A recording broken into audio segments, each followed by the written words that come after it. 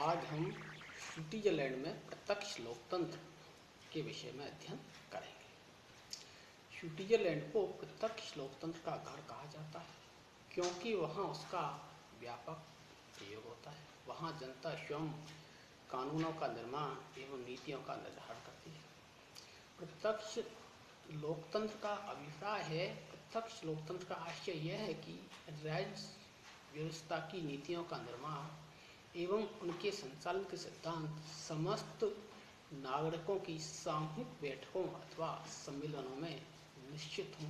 इस कार्य के लिए प्रतिनिधियों को मध्यस्थ ने बनाया जाए, यह अभिप्राय है। लोकतंत्र की सर्वप्रमुख परिभाषा के अनुसार इसे जनता के द्वारा जनता के लिए शासन कहा जाता है। मूलतः इसका आशय यह है कि स्वयं जनता के द्वारा प्रत्यक्ष रूप से शासन की शक्ति का प्रयोग किया जाना चाहिए। यह प्रत्यक्ष लोकतंत्रीय शासन है, लेकिन कालांतर में राज्यों की जनसंख्या बढ़ जाने और बड़े आकार वाले राज्यों की स्थापना होने के कारण प्रत्यक्ष लोकतंत्र को अव्यावहारिक माना गया और इसके स्थान पर विश्व के अधिकांश राज्यों में अप्रत्यक्ष या प्रतिनिधात्मक लोकतंत्र को अपना लिया गया। लेकिन वर्तमान में स्विट्जरलैंड के एक पूर्ण कैंटन और 4 अर्ध कैंटनों में प्रत्यक्ष लोकतंत्रीय शासन प्रचलित है। स्विट्जरलैंड के अन्य कैंटनों और संघीय क्षेत्र में अप्रत्यक्ष लोकतंत्र है, किंतु प्रत्यक्ष लोकतंत्र की उपादेयता को स्वीकार करते हुए इन कैंटनों और संघीय क्षेत्र में प्रत्यक्ष लोकतंत्र के उपकरणों, लोक निर्णय और आरंभक को अपनाया गया है। कुछ कैंटनों में नागरिकों के लिए मताधिकार का प्रयोग करना अनिवार्य है। इनमें से कुछ कैंटनों में केवल कैंटनों के चुनाव के लिए ही मतदान अनिवार्य है और कुछ में केवल संघीय चुनावों में। कुछ कैंटनों में मतदान न करने वाले व्यक्तियों को सामान्य जुर्माना देना होता है, जबकि कुछ अन्य कैंटनों में जुर्माने की व्यवस्था नहीं है। वर्तमान समय में अनिवार्य मतदान की व्यवस्था केवल स्विट्जरलैंड में ही है और यह स्विस व्यवस्था की लोकतंत्रात्मकता का एक और प्रतीक है।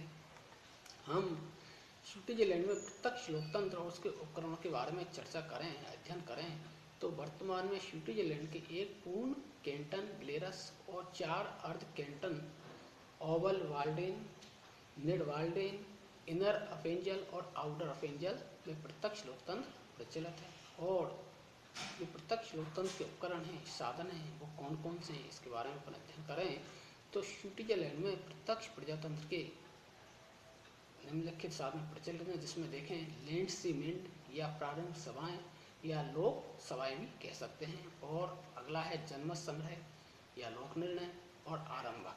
ये प्रत्यक्ष लोकतंत्र के साधन हैं, इनके द्वारा प्रत्यक्ष लोकतंत्र को व्यवहार में लाया जाता है। लैंडसीमेंट या प्रारंभिक सभाएं एक पूर्ण कैंटन और 4 अर्ध कैंटनों में प्रत्यक्ष लोकतंत्र प्रचलित है। इन कैंटनों में कोई विधानमंडल नहीं है और विधानमंडल का कार्य लैंडसीमेंट या प्रारंभिक सभाएं द्वारा किया जाता है।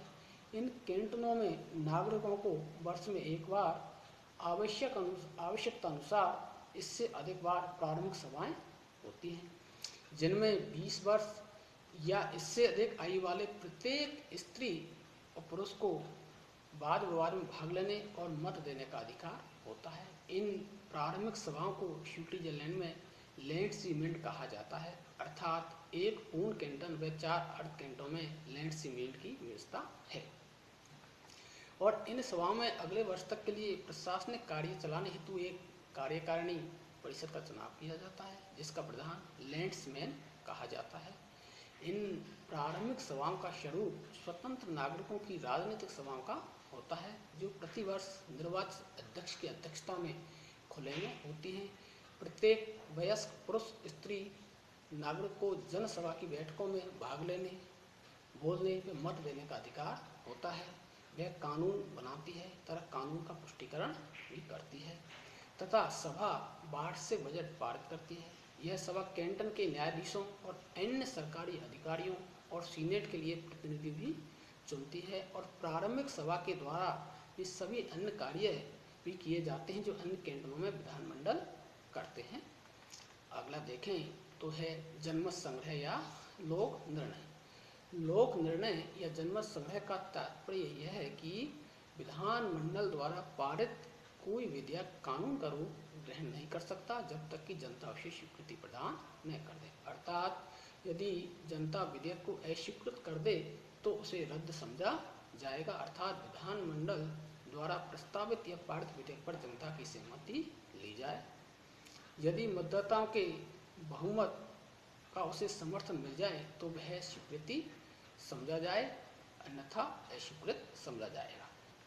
और जनमत संग्रह लोक निर्णय के दो प्रकार हैं, अनिवार्य जनमत संग्रह और ऐच्छिक जनमत संग्रह। अब अनिवार्य जनमत संग्रह क्या है उसके बारे में अध्ययन करें तो अनिवार्य जनमत संग्रह या लोक निर्णय का आशय है कि विधानमंडल द्वारा पारित सब विधेयकों पर लोक निर्णय अवश्य हो, बिना जनता की स्वीकृति के ये विधेयक कानून का रूप ग्रहण नहीं कर सके। स्विस संविधान में संशोधन चाहे वह पूर्ण संशोधन हो अथवा आंशिक संशोधन हो, तब तक स्वीकार नहीं हो सकता जब तक जनमत संग्रह के द्वारा उसका समर्थन न हो। पूर्ण संवैधानिक संशोधन का प्रस्ताव दो परिस्थितियों में अनिवार्य रूप से जनमत संग्रह के लिए प्रस्तुत किया जाता है। संविधान में संशोधन चाहे पूर्ण हो या आंशिक, पुष्टि हेतु प्रस्ताव को जनमत संग्रह के लिए रखा जाता है। संशोधन तभी पारित समझा जाता है जबकि कैंटनों के बहुमत तथा स्विस संघ की जनता के बहुमत द्वारा इसे स्वीकार कर लिया जाए। संक्षिप्त में संशोधन पर जनमत संग्रह होने पर दो प्रकार से उसका समर्थन होना चाहिए कि संशोधन की संपूर्ण मतदाताओं का स्पष्ट बहुमत मिलना चाहिए और संशोधन को सभी कैंटनों के बहुमत का समर्थन मिलना चाहिए, जिसे हम दोहरा समर्थन भी कह सकते हैं, जिसमें जनता का बहुमत तथा कैंटनों का बहुमत संशोधन के पक्ष में होना चाहिए। कैंटनों के बहुमत का अर्थ है आधे से अधिक कैंटनों में मतदाताओं के बहुमत द्वारा संशोधन का समर्थन। अगला है ऐच्छिक जनमत संग्रह या लोक निर्णय। तो ऐच्छिक जनमत संग्रह लोक निर्णय क्या है? तो ऐच्छिक लोक निर्णय का तात्पर्य यह है कि संविधान द्वारा निर्धारित जनता की एक निश्चित संख्या निश्चित समय के भीतर विधानमंडल द्वारा पारित विधेयकों पर लोक निर्णय की मांग करे, तभी वह उसके लिए प्रस्तुत किया जाएगा, अन्यथा नहीं। यदि जनता द्वारा इस प्रकार की मांग न की जाए तो विधेयक बिना लोक निर्णय के स्वीकृत समझा जाएगा। नए संविधान के अनुसार अनुच्छेद 141 में भी ऐच्छिक जनमत संग्रह का प्रावधान किया गया है, जिसमें 50,000 नागरिक या 8 कैंटन में से किसी पर जनमत संग्रह की मांग कर सकते हैं। यह मांग कानून पारित होने के 90 दिन के भीतर की जानी चाहिए और जिसमें कुछ विषय जैसे संघीय अधिनियम, ऐसे संघीय अधिनियम जिन्हें अत्यावश्यक घोषित करके 1 वर्ष से अधिक समय के लिए लागू करने की घोषणा की गई हो और इसके बारे में ये व्यवस्था की गई है। अगला है आरंभक कि आरंभक क्या है? तो आरंभक के द्वारा जनता को यह अधिकार दिया जाता है कि वह किसी विधेयक का प्रारूप तैयार करे अथवा प्रस्ताव के रूप में विधानमंडल से मांग करे कि या तो विधानमंडल उस प्रस्ताव के आधार पर कानून का निर्माण करे अथवा उस प्रस्ताव को लोक निर्णय लिया जाए। स्विट्जरलैंड में आरंभक की व्यवस्था संविधान संशोधन संबंधी विधेयकों के विषय में ही की गई है, साधारण विधायी प्रस्तावों पर नहीं, इसलिए इसे संवैधानिक आरंभक भी कह सकते हैं। वर्तमान व्यवस्था के अनुसार संविधान के पूर्ण संशोधन तथा आंशिक संशोधन दोनों के ही विषय में आरंभक का प्रयोग किया जा सकता है। दोनों ही प्रकार के आरंभक का प्रयोग 1 लाख मतदाताओं द्वारा किया जा सकता है। 1 लाख मतदाताओं के हस्ताक्षर 6 महीने की अवधि के भीतर किए जाने चाहिए। कैंट 9 में आरंभक जो संघीय शासन व्यवस्था के अंतर्गत केवल संविधान के संशोधन में आरंभ की व्यवस्था की गई है, साधारण कानूनों के संबंध में नहीं की गई है।